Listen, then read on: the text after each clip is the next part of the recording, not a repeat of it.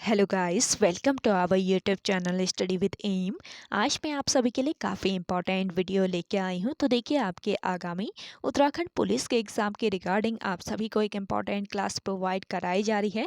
ये class daily सुबह 10 बजे आप सभी को प्रोवाइड की जाती है, जिसमें 50 क्वेश्चन का एक इम्पॉर्टेंट सेट आप सभी को दिया जा रहा है, जो कि आपके आगामी उत्तराखंड पुलिस के एग्ज़ाम के साथ साथ अदर उत्तराखंड एग्ज़ाम के लिए भी काफ़ी इंपॉर्टेंट रहने वाला है। तो आप सभी लोग हमारे इस सेट में स्टार्टिंग से लेकर एंड तक बने रहें। तो चलिए, आज के इस क्लास को हम स्टार्ट करते हैं। स्टार्ट करने से पहले जिन लोगों ने अभी तक हमारे YouTube channel study with M को सब्सक्राइब नहीं किया है, वो सब्सक्राइब कर लें। साथ ही साथ बगल में जो बेल आइकन दिख रहा है, इसे भी प्रेस कर लें, ताकि हम कोई भी वीडियो डालते हैं तो उसका नोटिफिकेशन आपके पास जल्द से जल्द पहुंच जाए। आप सभी लोग हमारे टेलीग्राम चैनल को भी ज्वाइन कर सकते हैं। ये भी स्टडी विद एम के नाम से ही बना हुआ है, और टेलीग्राम चैनल पर रात को 8 बजे क्विज का भी आयोजन किया जा रहा है। काफ़ी इंपॉर्टेंट क्वेश्चन आपको क्विज के रूप में दिए जाते हैं, तो आप कोई ज्वाइन कर सकते हैं। तो चलिए, आज के इस सेशन को हम स्टार्ट करते हैं। सेशन का पहला क्वेश्चन है, तरुण का विपरीतार्थक शब्द बताइए। तो बताएं, जिन लोगों को आंसर आ रहा है कमेंट करके बताएं आप सभी लोग अपना आंसर। तरुण का विपरीतार्थक शब्द क्या होगा? तो देखिए, यहाँ पे आपका राइट आंसर हो जाएगा वृद्ध। तरुण का विपरीतार्थक शब्द होता है वृद्ध। ऑप्शन ए इस क्वेश्चन का करेक्ट आंसर है। और ये क्वेश्चन आपको क्विज के रूप में दिए जा रहे हैं, तो आप हर क्वेश्चन का करेक्ट आंसर लगाएं कमेंट सेक्शन में। अगला क्वेश्चन देखेंगे, जो पहले कभी ना हुआ हो, तो उसके लिए एक शब्द बताना है। तो देखिए, जो पहले कभी ना हुआ हो, उसके लिए एक शब्द हो जाएगा अभूतपूर्व। ऑप्शन सी यहाँ पे आपका करेक्ट आंसर है। अगला क्वेश्चन देखें,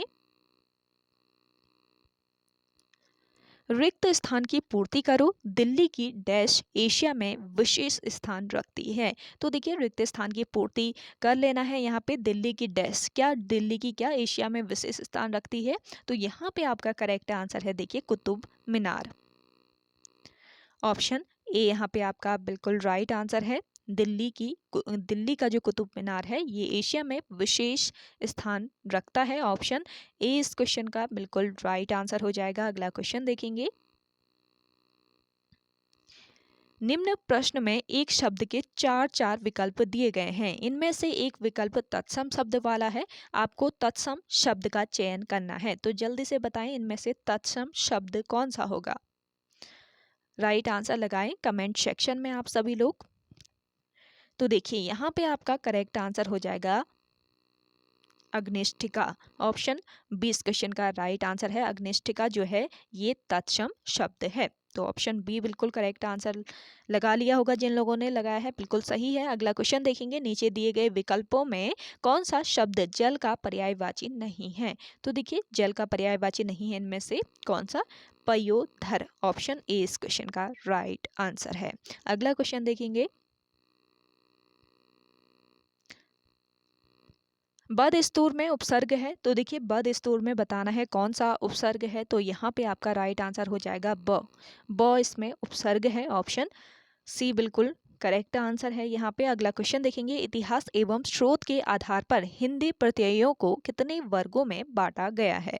तो देखिए, इतिहास एवं स्रोत के आधार पर बताना है कि हिंदी जो प्रत्यय हैं, हिंदी के प्रत्यय, इनको कितने वर्गों में बांटा गया है। तो यहाँ पे आपका राइट आंसर हो जाएगा 4 वर्गों में। स्रोत के आधार पर, इतिहास एवं स्रोत के आधार पर हिंदी प्रत्ययों को 4 वर्गों में बांटा गया है। ये ध्यान रखें आप सभी लोग। अगला क्वेश्चन देखेंगे, पीपल पात सरिस मंडोला, इनमें कौन सा अलंकार है? तो देखिए, पीपल पात सरिस मंडोला, इनमें अलंकार बताना है। तो इसमें हो जाएगा आपका उपमा अलंकार। आप सभी को अलंकार वाली जो क्लास है वो हिंदी में दी जाती है। अलंकार बहुत अच्छे से समझाए जा रहे हैं। साथ ही साथ आप सभी को हिंदी में जितने भी इंपॉर्टेंट क्वेश्चन रहते हैं वो भी समझाए जाते हैं इन डिटेल। तो आप शाम 5 बजे वाली क्लास जरूर देखिएगा, स्पेशली हिंदी की वो रहती है।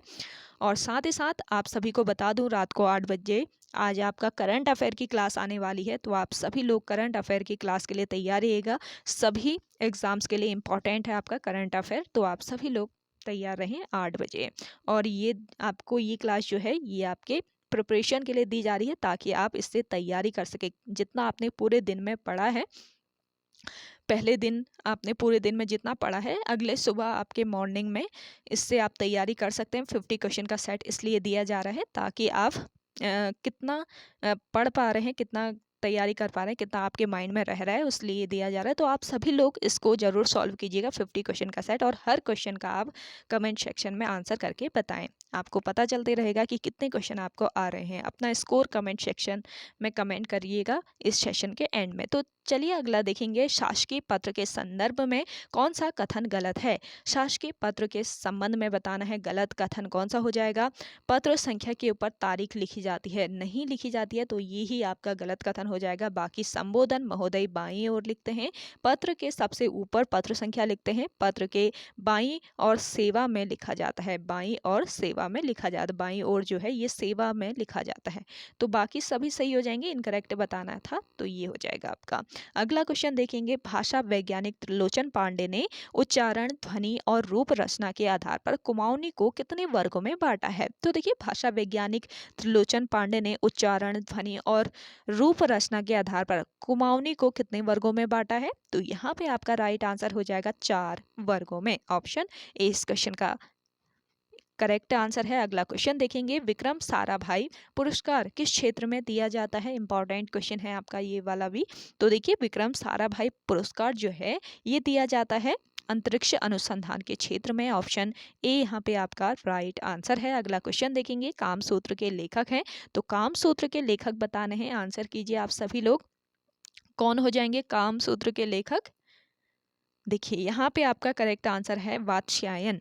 वात्स्यायन जो है ये कामसूत्र के लेखक हैं। चलिए अगला क्वेश्चन देखें,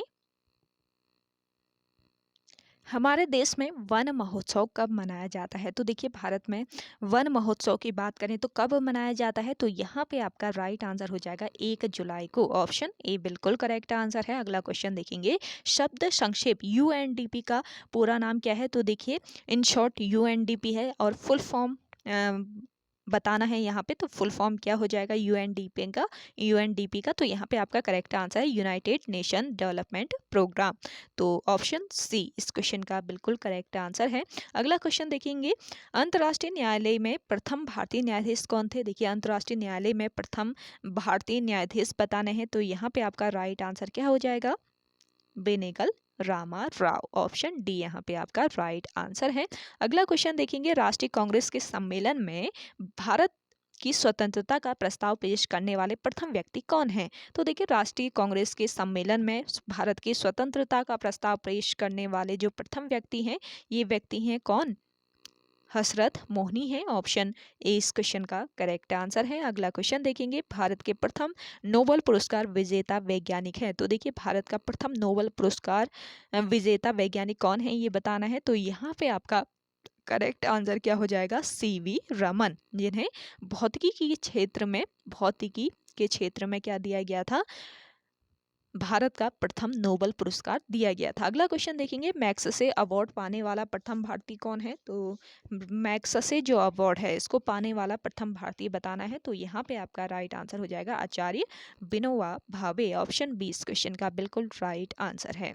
अगला क्वेश्चन देखेंगे, सबसे लंबी पर्वतमाला कौन सी है। तो सबसे लंबी जो पर्वतमाला है इनमें से ये है एंडीज पर्वतमाला। ऑप्शन डी इस क्वेश्चन का राइट आंसर है। अगला क्वेश्चन देखेंगे, अगला क्वेश्चन है आपका, मिल्खा सिंह को और किस नाम से भी जाना जाता है। देखिए, मिल्खा सिंह को और अन्य किस नाम से जाना जाता है, इन्हें जाना जाता है द फ्लाइंग सिख के नाम से। ऑप्शन बी इस क्वेश्चन का राइट आंसर है। अगला देखेंगे, लाल बहादुर शास्त्री क्रिकेट स्टेडियम स्थित है। तो देखिए, लाल बहादुर शास्त्री क्रिकेट स्टेडियम कहाँ पर स्थित है ये बताना है। तो ये स्थित है कहाँ पर, हैदराबाद में। ऑप्शन बी यहाँ पे आपका राइट आंसर हो जाएगा।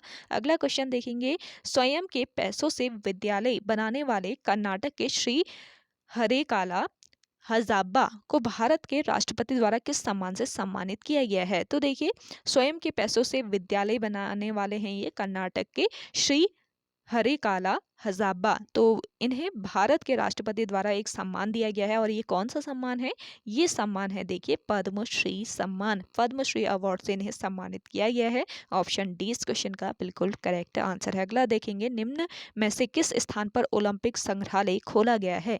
तो देखिए, ओलंपिक संग्रहालय जो है ये कहाँ पर खोला गया है, ये खोला गया है आपके लॉसने में। ऑप्शन ए इस क्वेश्चन का बिल्कुल करेक्ट आंसर है। अगला क्वेश्चन देखेंगे, किसने कहा था राम और रहीम एक ही ईश्वर के दो अलग अलग नाम हैं। तो देखिए राम और रहीम एक ही ईश्वर के दो अलग अलग नाम हैं, ये किसने कहा था? ये कहा था कबीर दास ने। ऑप्शन डी इस क्वेश्चन का राइट आंसर है। अगला क्वेश्चन देखेंगे, निम्न में से जंगलों की इंसाइक्लोपीडिया कहा जाने वाली तुलसी गौंडा को पर्यावरण के क्षेत्र में किस सम्मान से सम्मानित किया गया? तो देखिए जंगलों की इंसाइक्लोपीडिया किसे कहा जाता है, ये पूछा जा सकता है। तो किसे कहा जाता है? तुलसी गौड़ा को कहा जाता है। तो इन्हें पर्यावरण के क्षेत्र में कौन सा सम्मान दिया गया है?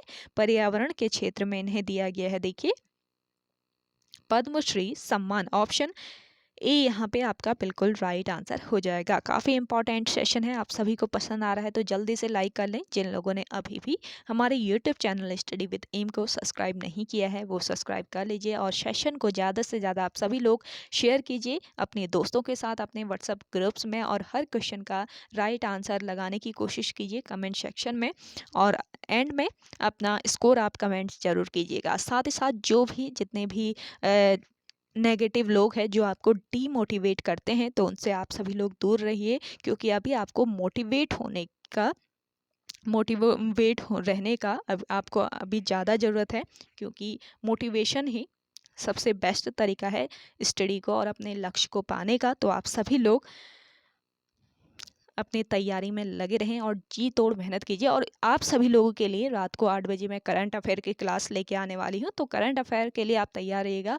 तो कुछ दिनों से मुझे टाइम नहीं मिल पा रहा था, तो आज टाइम निकाल के आप सभी लोगों के लिए क्लास मैंने रिकॉर्ड कर ली है करंट अफेयर की। तो आप सभी लोग तैयार रहें रात को 8 बजे। साथ ही साथ 5 बजे आप हिंदी की क्लास ज़रूर देखिएगा। और जो नेगेटिव कमेंट करते हैं तो आप सभी लोग दूर रहें जो ज़रा उनसे, और अपने स्टडी को और बेहतर बनाने के लिए 50 क्वेश्चन का सेट आपको डेली दिया जा रहा है। तो आप सभी लोग हर क्वेश्चन का राइट आंसर लगाने की कोशिश कीजिए और इस सेट को सॉल्व करने की आप सभी लोग कोशिश कीजिए। अगला क्वेश्चन देखें। चलिए अगला देखेंगे, निम्न में से कौन सा सुशिर वाद्य यंत्र है? तो इनमें से आपका सुशिर वाद्य यंत्र हो जाएगा बांसुरी। ऑप्शन सी इस क्वेश्चन का करेक्ट आंसर है। अगला देखेंगे, चलैया समिति किस क्षेत्र में जांच हेतु गठित की गई थी? मोस्ट इंपॉर्टेंट है, चलैया समिति का गठन किया गया था किस क्षेत्र में जांच हेतु? यहाँ पे आपका राइट आंसर है अप्रत्यक्ष कर और प्रत्यक्ष कर दोनों, तो उपयुक्त दोनों। ऑप्शन सी यहाँ पे आपका राइट आंसर हो जाएगा। अगला क्वेश्चन देखेंगे, ब्रेक इवन बिंदु क्या है? तो देखिए ब्रेक इवन बिंदु बताने हैं क्या है, तो यहाँ पे राइट आंसर हो जाएगा वह स्थिति जब फर्म को न लाभ और न हानि हो रही हो, इसे ब्रेक इवन बिंदु कहा जाता है।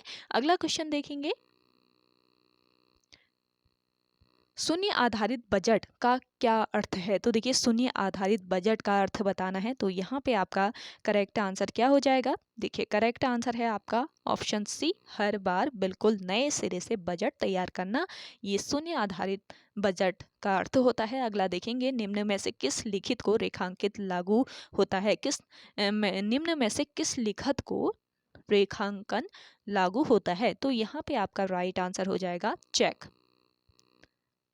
ऑप्शन 20 क्वेश्चन का करेक्ट आंसर है। अगला क्वेश्चन देखेंगे, सुमेलित करना है। देखिए सूची फर्स्ट को सूची सेकंड से, तो सर्वदलीय सम्मेलन इसका गठन कब किया गया ये बताना है। सूची फर्स्ट को सूची सेकंड के साथ मिलाना है। तो सर्व दलीय सम्मेलन का गठन कब किया गया?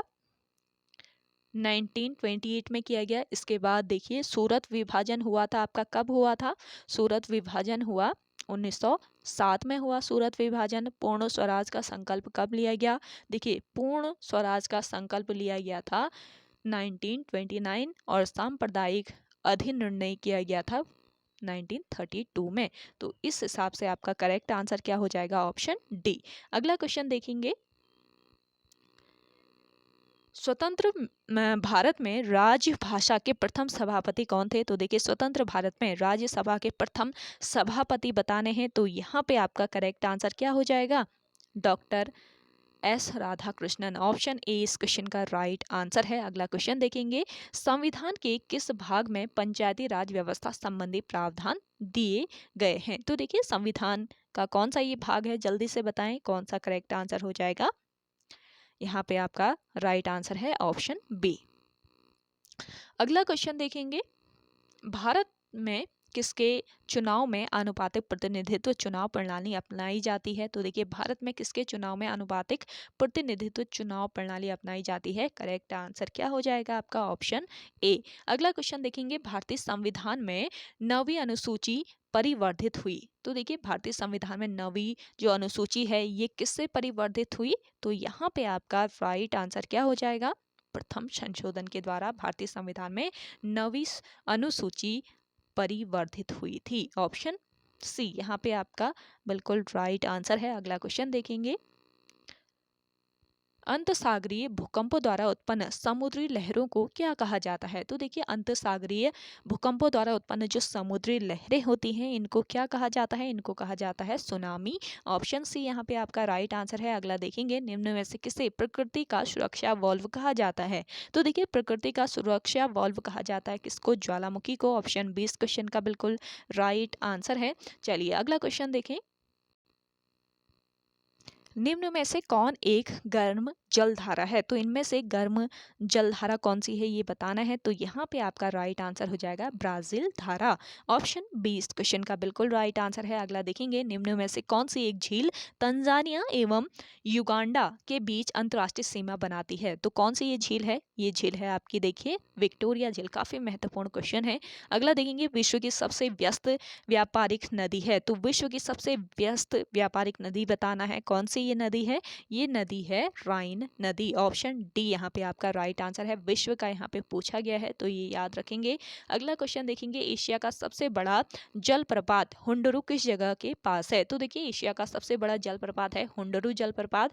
ये किस जगह के पास स्थित है ये बताना है। तो आंसर कीजिए जिन लोगों को इसका राइट आंसर आ रहा है। यहाँ पे आपका करेक्ट आंसर हो जाएगा रांची। ऑप्शन 20 क्वेश्चन का बिल्कुल राइट आंसर है। अगला देखेंगे, बौद्ध धर्म ने समाज के निम्न वर्गों पर महत्वपूर्ण प्रभाव डाला। देखिए बौद्ध धर्म ने समाज के निम्न वर्गों पर, कौन से ये वर्ग थे जिस पर महत्वपूर्ण प्रभाव डाला? तो यहाँ पे आपका राइट आंसर हो जाएगा महिला और शूद्र। ऑप्शन सी यहाँ पे आपका करेक्ट आंसर है। अगला देखेंगे, निम्नलिखित में से मगध का कौन सा राजा सिकंदर महान का समकालीन था? तो देखिए मगध का कौन सा राजा था जो कि सिकंदर महान का समकालीन था? यहाँ पे आपका राइट आंसर है घनानंद। ऑप्शन ए बिल्कुल राइट आंसर है। अगला देखेंगे, संगम कालीन साहित्य में कौन, को एवं मन्नन किसके लिए प्रयुक्त होते थे? मोस्ट इंपॉर्टेंट क्वेश्चन है। देखिए संगम कालीन साहित्य में कौन, को और मन्नन ये किसके लिए प्रयुक्त किए जाते थे? ये प्रयुक्त होते थे राजा के लिए। ऑप्शन बी यहाँ पे आपका करेक्ट आंसर है।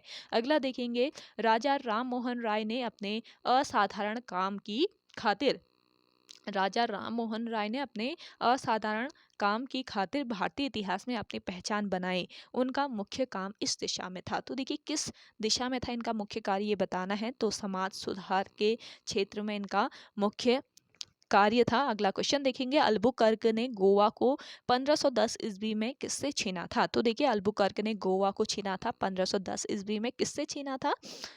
बीजापुर के सुल्तान से। ऑप्शन सी इस क्वेश्चन का करेक्ट आंसर है। अगला देखेंगे, स्वराज पार्टी की स्थापना किस वर्ष की गई थी? स्वराज पार्टी की स्थापना हुई थी वर्ष 1923 में। ऑप्शन 20 क्वेश्चन का राइट आंसर है। अगला देखेंगे, कंप्यूटर के जिस भाग में डाटा एवं प्रोग्राम रखे जाते हैं उसे क्या कहते हैं? देखिए कंप्यूटर के जिस भाग में डाटा एवं प्रोग्राम रखे जाते हैं उसे कहा जाता है क्या? उसे मेमोरी कहा जाता है। तो ऑप्शन ए बिल्कुल राइट आंसर है। और जल्दी से आप सभी लोग अपना स्कोर कीजिए कमेंट सेक्शन में। सेशन शेयर नहीं किया है तो जल्दी से मिलकर सेशन को भी शेयर कर दीजिए। अगला देखेंगे, विश्व में सर्वाधिक कंप्यूटरों वाला देश है। तो देखिए विश्व में सर्वाधिक कंप्यूटरों वाला देश कौन सा है ये बताना है। तो ऑप्शन बी यहाँ पे आपका करेक्ट आंसर हो जाएगा यूएसए। और लास्ट क्वेश्चन है इस सेशन का, आप सभी को रात को जो करंट अफेयर वाली क्लास प्रोवाइड कराई जाएगी तो आप सभी लोगों से मेरा रिक्वेस्ट है ज़्यादा से ज़्यादा उसे शेयर कीजिएगा।